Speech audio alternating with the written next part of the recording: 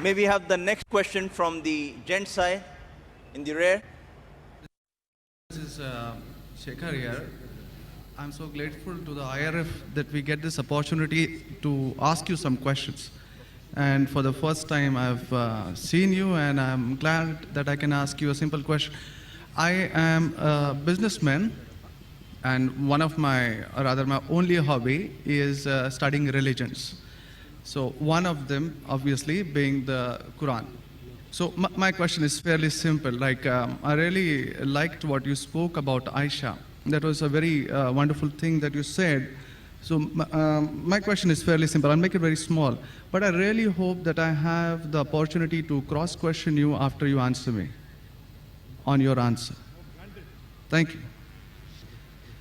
So we see in Muslim book number 4, number 2127, wherein it says, a part of it that is, he stuck me, Aisha, on the chest, which caused me pain.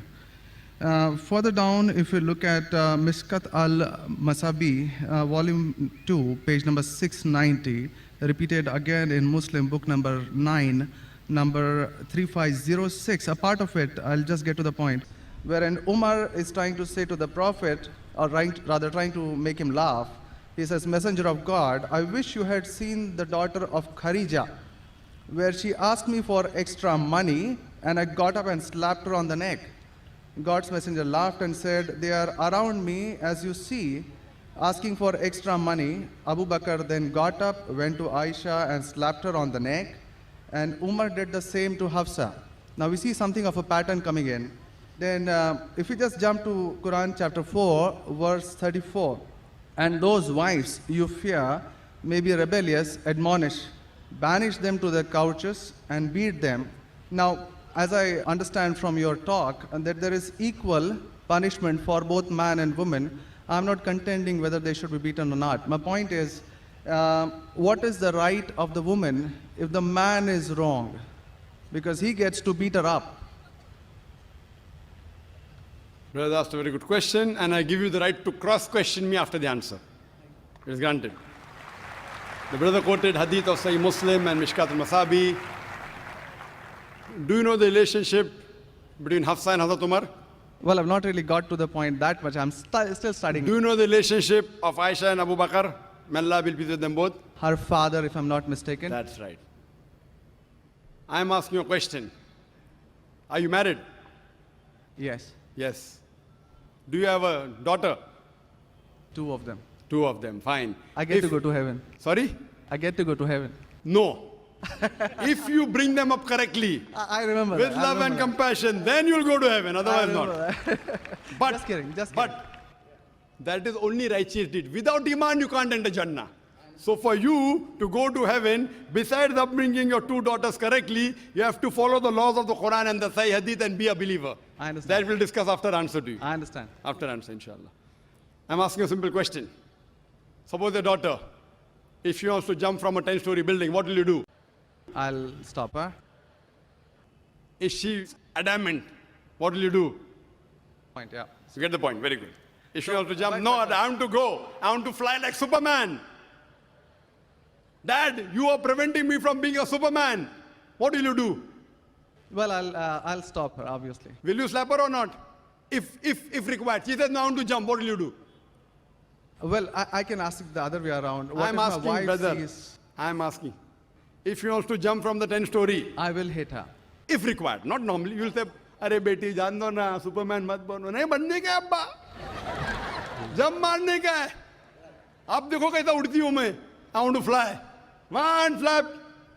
A father is cruel to be kind. Yes.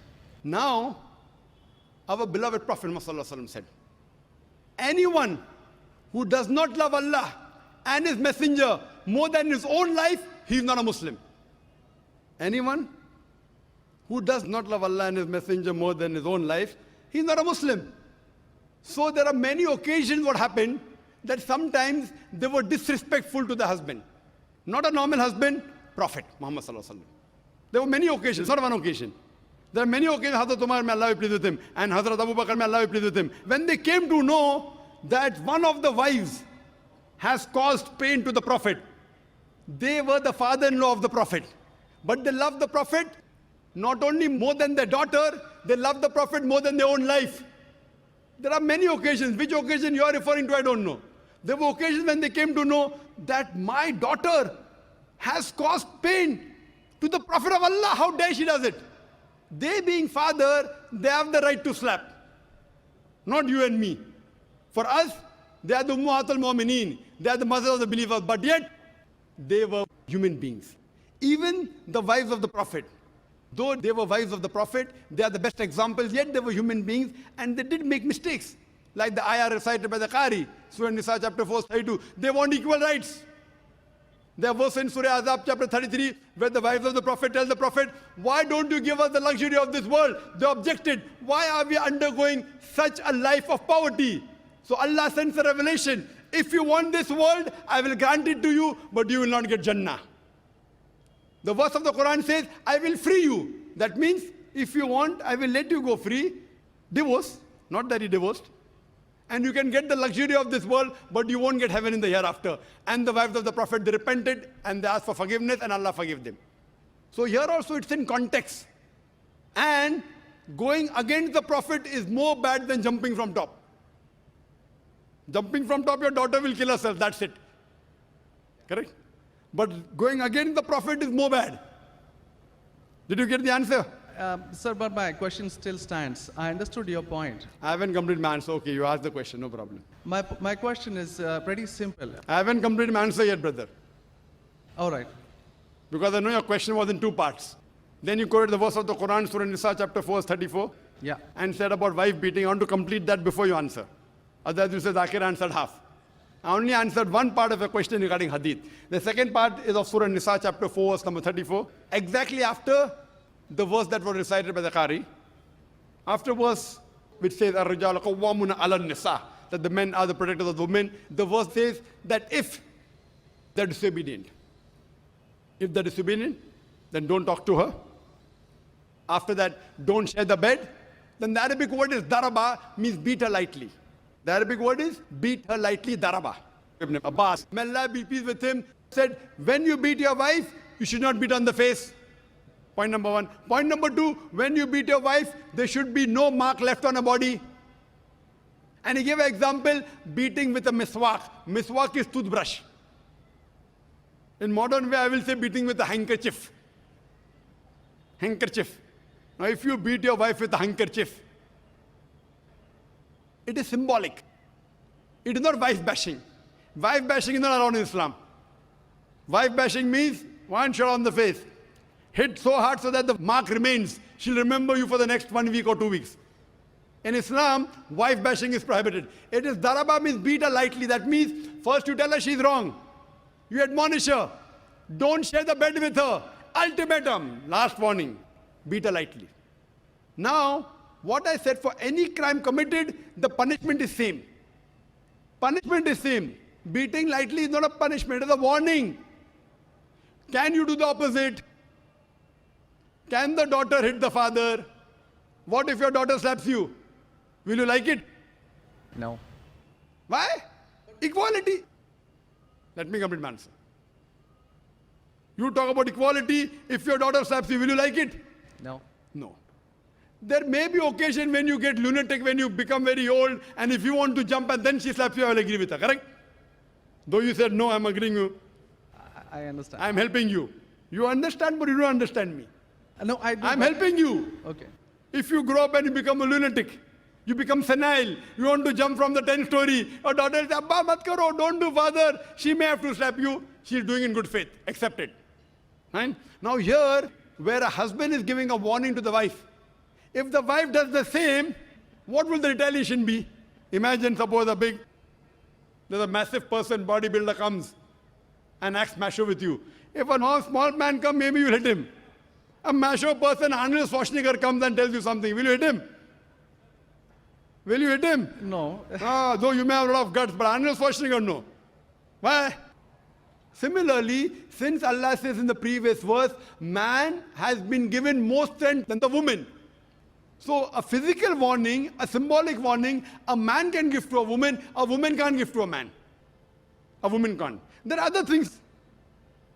There are other things she can do. Such as? Such as, for example, if she has to cook food in the house, it's the duty of the husband to get market. She can refuse to cook.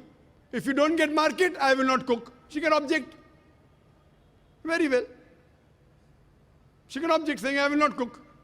It's an objection on her part. If, for example, he is not offering salah is important, she can object nicely, with love and affection. My dear husband, please offer salah. Then she may get a little bit angry also, no problem.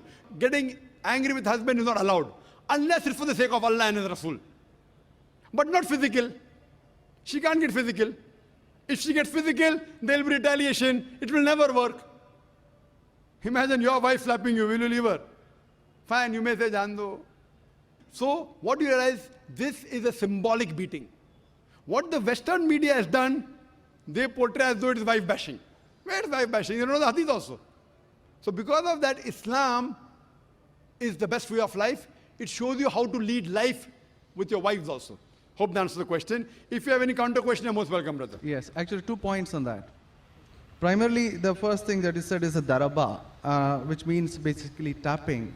And as I understand from the Hans Word Dictionary, it comes from the word idrib.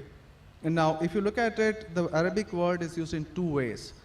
One, to strike up a poem, the word idrib, from which the word darwa is taken out.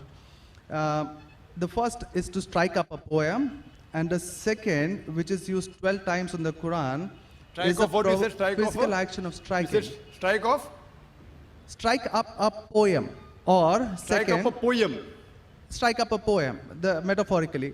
Second part is the physical action of striking. It's used again in Surah 8:12, wherein it about an angel strike off their heads, strike off the very tips of their fingers. The same word is used. So how can the same word be interpreted there as lightly, but here as Very cutting good off question. the second part?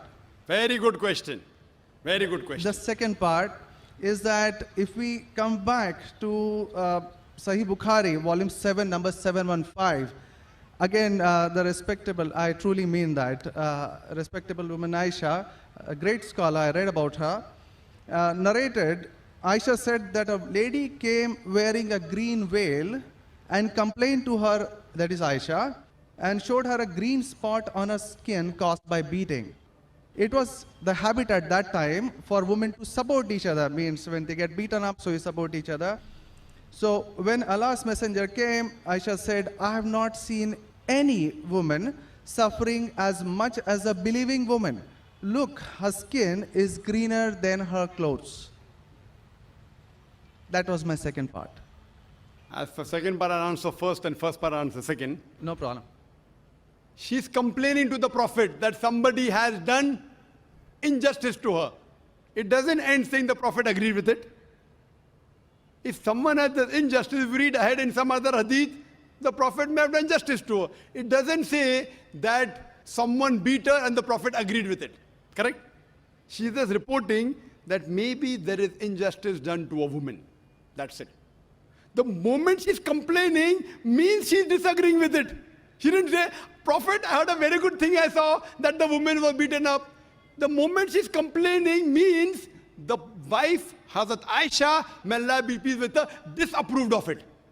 So the lesson we get from this is, no one should beat the woman such a way that she becomes green. But sir, see, the exact statement she makes is that I have not seen any woman, that's Aisha herself, it's not my interpretation, I have not seen any woman suffering as much as the believing woman. So we see at the time of Muhammad that women were really in very, very bad shape, even though... You know there are hadiths saying, I have not seen a person, a believing person like Hazrat Bilal suffering. What was he suffering from? His master tortured him and said, don't say there's one God and I will leave you. Hazrat Bilal, may Allah be pleased with him, on the death stone, he's agreed to die. He will say, I will not denounce Allah.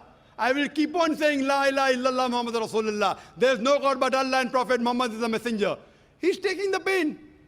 That means if I say Hazrat Bilal is a believer who is being tortured, that does not mean that what act that being done on Hazrat Bilal, may Allah be pleased with him, is right. It is wrong. But he's a believer who's taking the pain. In this context, we have to see the context and go to the Shara. You have to see Fath al-Bari. And what was the woman? Was she? What was she? Who tortured her? Was it the master? Was she a slave woman? You have to go to the Shara. I'm not a muhaddith. I'm telling you what the answer can be. You have to go to the Shara and find out. Why was she? Who hit her? Who beat her? Did the husband do? Was the husband a believer? There are 10,000 reasons. But Just sir, because- excuse me, in Mishkat al-Masadi, Brother Shekhar, volume 2. Brother Shekhar, Yes. what I would like you to do, there are so many people waiting at all the mics. Precisely, concisely, I would like you to put your question in a few words and then close. Because you got such a big sheaf of papers, there are many people I see waiting with small slips just or one something. question. So we cannot allow this whole thing to go on. This is not a debate session. It's a question and Brother. answer session. I want you to put your question in the next 4 sentences. Let Dr. Zakir answer so that all the many ladies standing there here also get a chance. We have exactly 1 hour, 12 minutes left. We have I'm very occupied sorry 20 about minutes already. Brother, initially you asked 2 questions and answered. You said, I want a counter. What counter you gave? In the counter, you're asking 1 more question. I don't mind answering your 100 questions, but in this rule, 1 question at a time, go behind the queue, no problem. You asked 2 questions, give the answer. You said, I want a counter question. With the counter question, you're asking 1 more question. So, I'm very kind, I don't mind. I would love. After finishing, you can come in the cabin. And inshallah, I will answer all your questions. I want to ask you, after I answer your question, what will you do? Will you believe in the religion Hazrat Aisha believed? Yes or no? I yet have to answer your counter question. Well, it's not just this one point. There are many, many more. I'll answer inshallah all. How many are there? 10, 20, 50, 100? How many? Well, we can sit on that. How many approximately? Well, there are many more. I've not How really many? counted them. 10, 20, 100, 1,000, 10,000? How many do you have now in your mind? Well, I do have. How many? 10, 20, 30? How many? Yeah, probably quite a few. Maybe, Quite a few is how much? 5 or 10? Approximately. I don't know, maybe 100 questions. 100 questions you have? Brother, after this session is over, we sit together. Okay? Write down all the 100 questions. Inshallah. Inshallah. I will try and answer everyone. Okay? I request you, we'll spend the full night together. I don't mind, because you are a seeker of truth. And I'm also a seeker of truth, and my job is to try and clarify the truth. Not that I'm a scholar. I will try and answer all the 100 questions. But I doubt whether you'll be able to write 100 questions. I doubt. Coming to your main counter question, brother. That will be basic counter question. Counter question of yours is that daraba has got 2 meanings. One is strike off the head. You ask me then, how do you come to know which is correct? Correct? Exactly. In the counter question, don't ask 1 more question. That means you're breaking the rule. Sir, I'm just refuting what you said. Not refuting. See, you asked a counter question. Counter question was of daraba, has got meaning of striking. That is the counter question. In that counter question, you asked 1 more question. You can't ask 1 more question in a counter question. You can ask 1 counter question, but that was a fresh question that you asked. Now coming to your question of daraba. You said striking, I agree with you. How do you come to know one time it is lightly beating, one time it is striking of the head? You know the verse in the Quran is there, in Surah Maryam, chapter 19, verse number 47. Mary, may Allah be pleased with her, she says, when Archangel Gabriel says that you shall have a son. So she says, how shall I have a son when no man has touched me? How shall I have a son when no man has touched me? Now if you go to the Lugha, your hands wear dictionary, all lanes, I believe you read my dictionaries, all this thing on the internet. It's not difficult. You go on the internet and type, you'll get 100 questions against Islam. Not 100, you get 1,000. Very easy. Not that a person has done research. If you had done research, you'd have come to know who was whose father and who was whose husband and mother, everything. But you go on the internet, you get this very easy. Now, the Arabic word masa has got 2 meanings. Physical touch, it means sexual touch. So when Mary, may Allah be pleased with her, she says, how shall I have a son when no man has touched me? It is understood. It is not physical touch, it is sexual touch. Correct? Yes. Similarly, there are several verses in the Quran. Now, when there are 2, 3 meanings, even both can be correct or one can be correct. To have more details, you go to the hadith. Hadith is the commentary of the verse of the Quran. Correct? maybe the same word has got two meanings. In that verse, it means meaning number one. In the second verse, it meaning number two. Hadith is the commentary. So when we go to the hadith of this Surah Nisa, chapter 4, verse 34, talking about daraba, there the Prophet said, do not beat on the face. Do not leave a mark. Beat like a toothbrush. I gave the answer, but you were so much concentrating on the notes you have that you forgot my answer. If you have heard my answer, that if there are 2-3 meanings, all meanings may not be right. Maybe one is right, maybe two are right, maybe all three are right. Therefore, you have to go back to the Prophet.